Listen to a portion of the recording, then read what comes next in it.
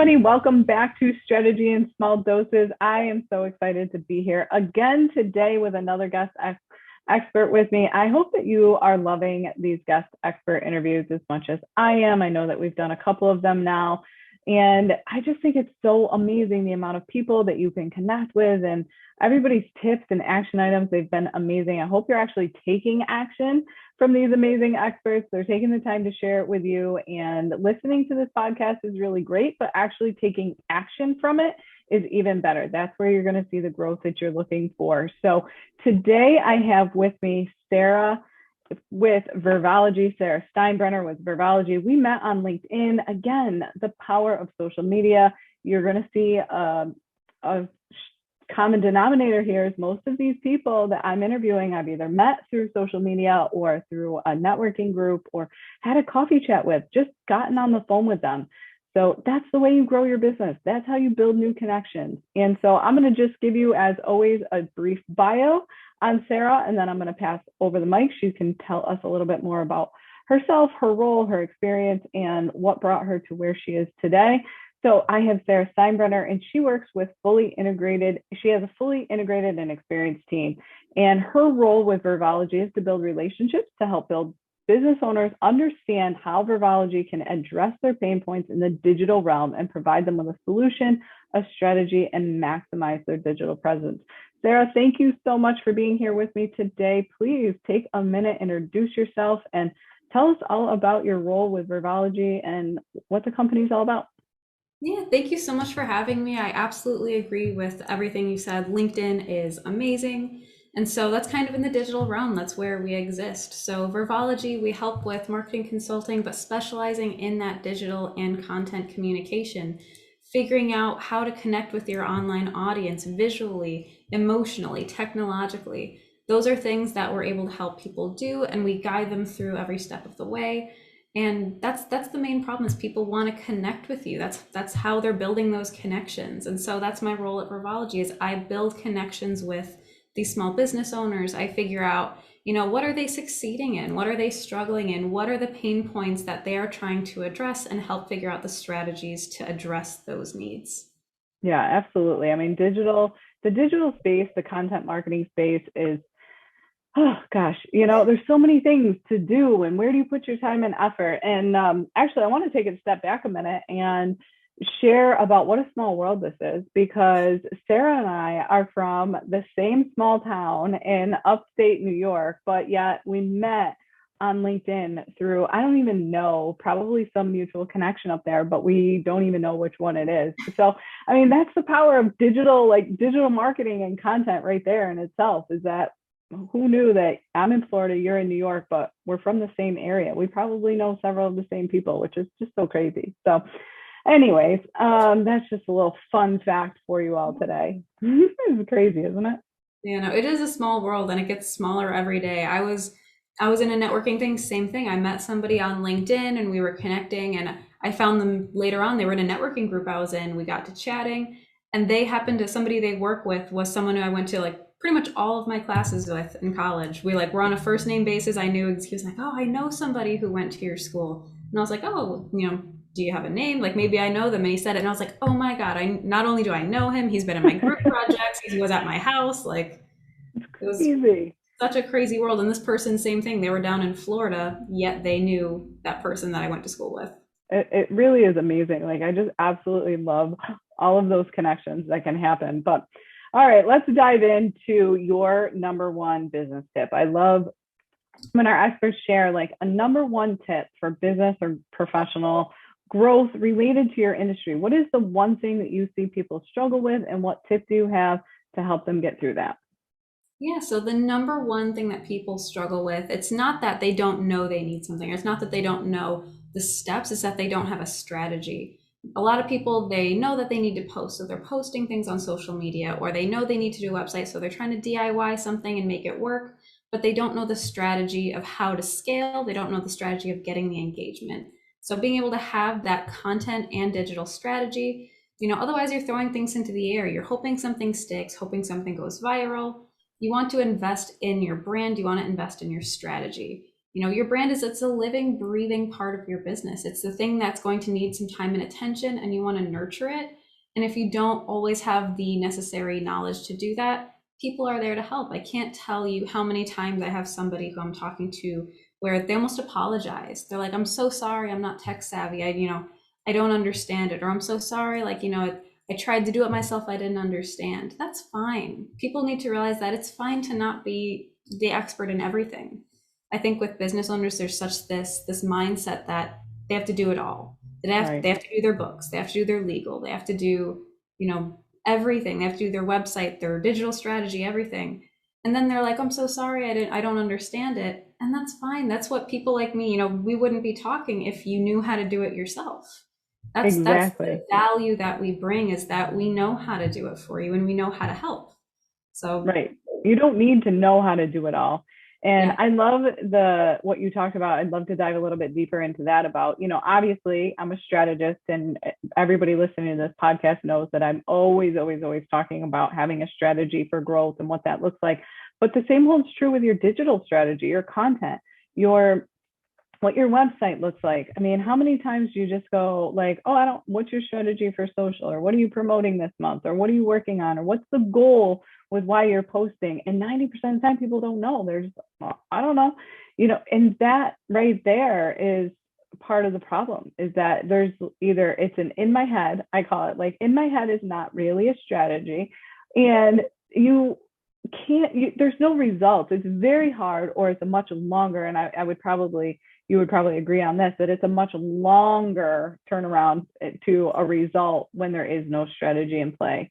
So if they don't have a strategy, what does that look like for you? Like, when you say having a strategy for your digital marketing or content, like, what would be an example of that? Like a simple strategy. Yeah, so starting from the digital, you have to have a good foundation. And the good foundation typically starts with your website. Your Google business listing, your social media, all of these other external tools are amazing, but they are tools that you want to eventually drive that traffic to your website.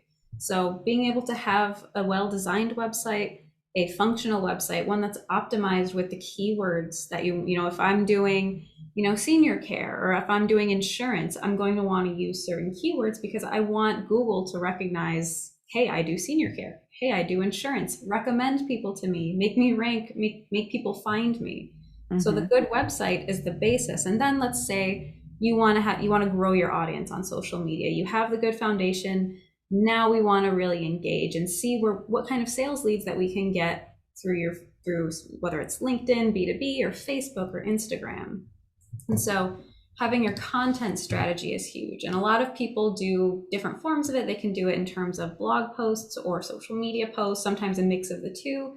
But you want to figure out what you're trying to achieve. That's the biggest thing. It's not enough to just post, your dog photo, your family vacation photo.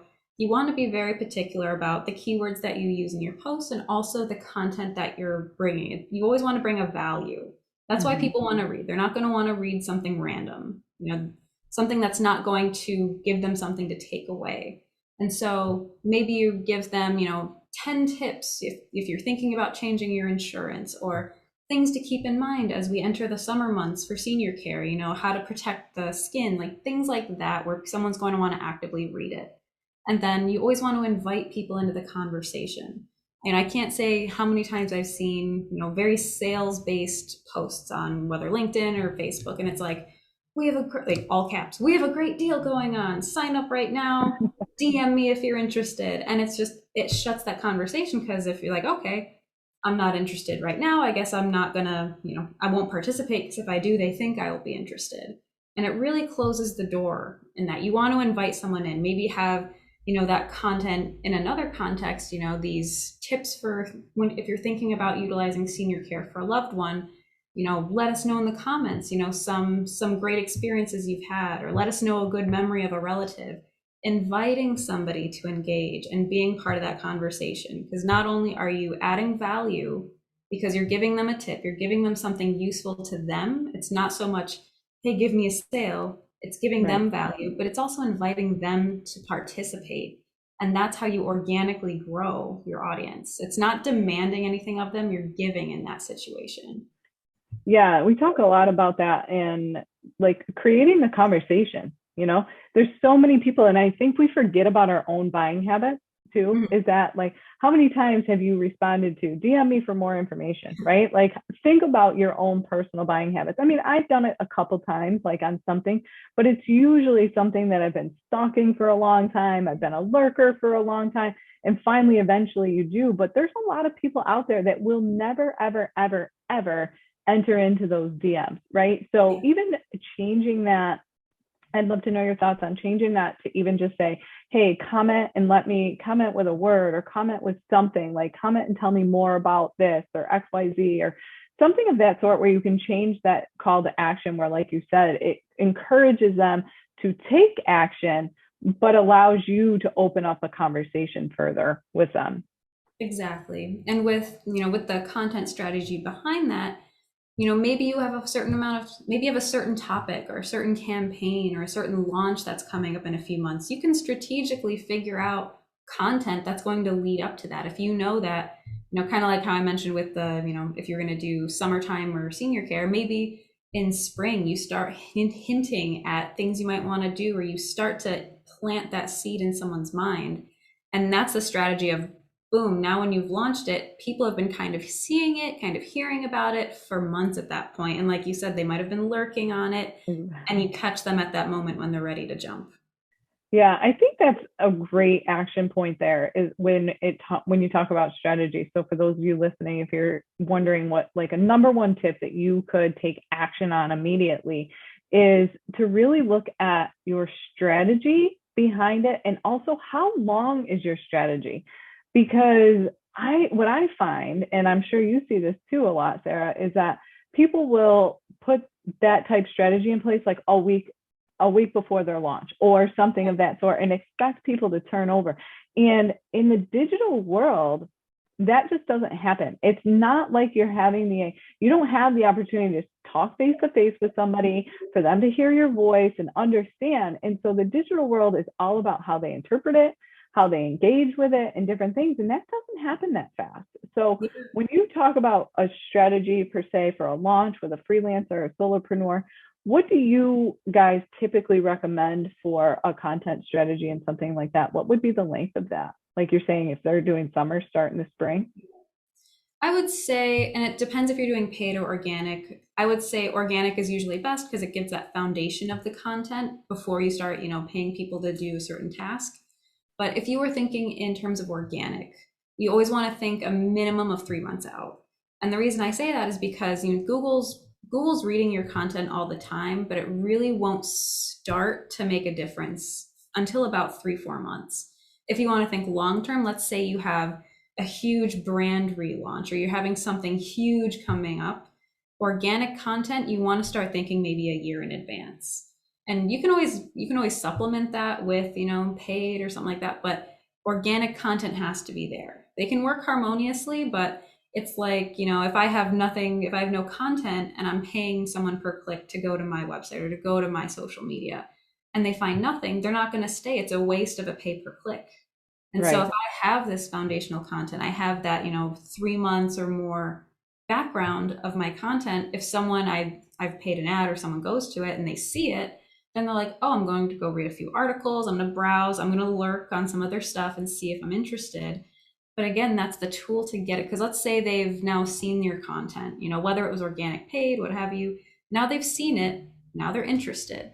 Now they're like, okay, I want to go to your website and learn more. And at that point, they're on the website, they're browsing. And if at that point you can get someone to make a call, most of your sales process is really over. Because at that point, they've looked at your content, they've they've been active enough to go to your website, they've lurked your website, they've looked at your services, they've looked at your Exactly. about, at that point, and if you have on the offhand too, if you don't have a website, then that kind of stops there. If I was like, okay, I've read some of your content, I'd like to learn more, and oh, there's nothing I can look at more. This is Mm-hmm. where this ends. Or oh, I want to learn more because I love the content. Oh, that website was made in 1998. There's Right. It can put a stop just as soon as it can push forward. It really depends on what you have for them to find and the Yeah. task that you want them to achieve. It's It's the same on social media or on a website. It's all about what you're trying to have them achieve. What is the end task that you want the user to do? Is it book a meeting with me? Is it to buy a product? It depends on the end task that you want them to complete. Yeah, so that's a great point too, right there. If you're as you're listening, think about that. Like, what is the goal of this post? What is the goal of my website? What is the goal of this page on my website? Like she said, is it to get them to book a call? Is it them to purchase immediately on that site? Like if you're a product-based business, by the time they land on your website, are you expecting the purchase? And are you making that process easy for them? What is the goal? How many times do you just do these things in this step-by-step kind of linear process without a whole lot of thought behind it, and then wonder why it's not converting, right? And so ask yourself that, like, go look at your website pages. Is it very, very clear what the goal is for your homepage, your sales page? Is it very clear on your content, what you're asking your audience to do? I mean, trust me, I mean, I think you would agree. Not every social post has to have like some like massive goal. Sometimes we just want to share fun things, right? And that's part of branding too, especially if you're a personal brand. People want to get to know you, but beyond just like a business post here or there. But again, that still is a goal, right? The goal of that post is to let them get to know you and to let them understand who you are as a brand. And so everything you do, would you agree it's really important to just say, like, what is the goal of this? Why am I doing this? Absolutely. And you made a really good point that I want to also address is that you need to make it easy. You can have that goal in mind. And I've talked to so many people too that they might think it's easy or they know they have the goal, but it's taking me 10, 12 clicks to reach that goal. You know, it's got to be, if you're asking me something as a user, you got to make it easy. Because if me as a user, we're used to getting things fast and we're used to getting them easy online. So if you want me to buy a product, you want me to book a meeting, learn more, it's got to be there in 2 clicks or less, or I'm going somewhere else. Yeah, 2 clicks or less. That's a great point. I actually was working with a client a couple of weeks ago, maybe a month or so ago, and same thing. She sent me a link to her checkout page to take a glance at, and I was going through the process, and I was like 6 clicks in. I'm like, I'm done. I still haven't paid you, and I'm out. I'm out because I don't, especially, and I was doing it from my computer, which most people aren't, right? So like to go through this whole process on your phone and, oh wait, by the way, a text comes through, or somebody's asking you a question in the next room, or something comes up, or next thing you know, you're distracted. Like time is of the essence. You have to make this so much easier. That's a great point. I really, really want you guys to take notice of that. 2 clicks or less to take that action, whether it's booking a call. Can they do that in 2 clicks? If they hit the button on your website that says book a call, are you taking them directly to your booking link, or is it to send you a message and then you got to go back and forth, or like, what is the process? That's a great, great point. 2 clicks or less to get them to take that action. Great tip. Appreciate that. Yeah, no problem. Otherwise, like you said, you're down the rabbit hole and at one point you're going to give up. And you might have Easily. most times you haven't even accomplished the task that you're trying to complete, but you're like, I'm done. Yeah. Next. Squirrel syndrome takes over, right? I mean, our attention span is so short. I mean, all it takes is something to make a noise, and I'm completely distracted from what I was doing. And what's the chances of you going back to that to actually, that's just the reality of it, where the easier you can make it, the better. So, and on mobile, that was a good point as well. Is make sure it's on mobile. If I am on my phone and I'm, squinting, I'm trying to like navigate a non-mobile or non-responsive website on my phone, same thing. It's like I give up. Yeah. Always gotta be, especially in this day and age, you got to be mobile. Right. Absolutely. And if you haven't taken a look at your website on your phone in a long time, I really encourage you to do that. I'm sure Sarah would too, because how many of you have you actually been on your website? We all been on other people's websites, but have you been on your website on your phone in a long time? And is it easy to read? And if it's not, you probably need to get in touch with Sarah.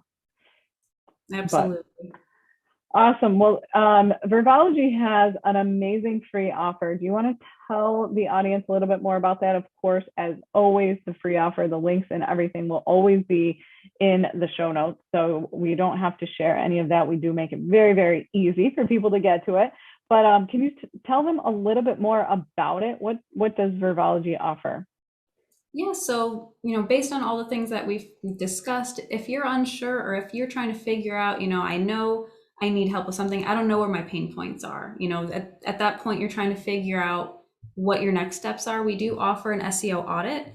So it's going to address, a pain point you might figure out in your Google business listing. It might be your on-site SEO, it might be your social media, but it's there to address the pain points for you and give you the details on what things might be helpful for you. So that is a link that we do offer. You can fill it out. You do have to have a Google business listing and it has to be verified, or no, it does not have to be verified. I take that back. You need a Google business listing and you can go through it and it'll give you all that information. And then you can take that and find it useful. If you have those pain points and you really want them addressed, all of my consultations are always free as well. So if you have that SEO audit and you're like, I'm always free to talk about those as well and see if there's any way that we can help. Awesome. Awesome. And if you don't have a Google listing and you need one, you can probably also reach out to Sarah and have her help you out with that. And that, I think many of you in the online space probably feel like the Google business listing is not necessary, but it is, even if you don't have a local brick and mortar. So don't discredit that as part of your social and digital strategy as well. I think we don't have time to chat about that today. Maybe that's a topic for another day, but anyway, reach out to Sarah. I'm going to make sure all of her links are available to you in the show notes. Sarah, do you have any last minute thoughts you want to share before we wrap it up? Just thank you so much for having me. I'm always happy to share insights and advice, and I appreciate you taking the time to talk to me today. And I appreciate everyone listening. I'm always here if you want help. And yeah, that's about it. Awesome. Yeah, Sarah shares, as she said, a lot of helpful information on LinkedIn too. So if you're not connected with her on LinkedIn, go check her out. She's got some great helpful posts too that might just inspire you, and use them as, if nothing else, use them as an example to see what type of content they're putting out, the strategy behind it. You'll start to see a theme there if you look at her content. Sometimes just looking at other people's content for inspiration is super helpful too. So go ahead and do that. Connect with her on LinkedIn, check out their website, and I appreciate your time, and we'll talk soon. Yeah, absolutely. Have a good one. You too. Take care. Bye. Bye.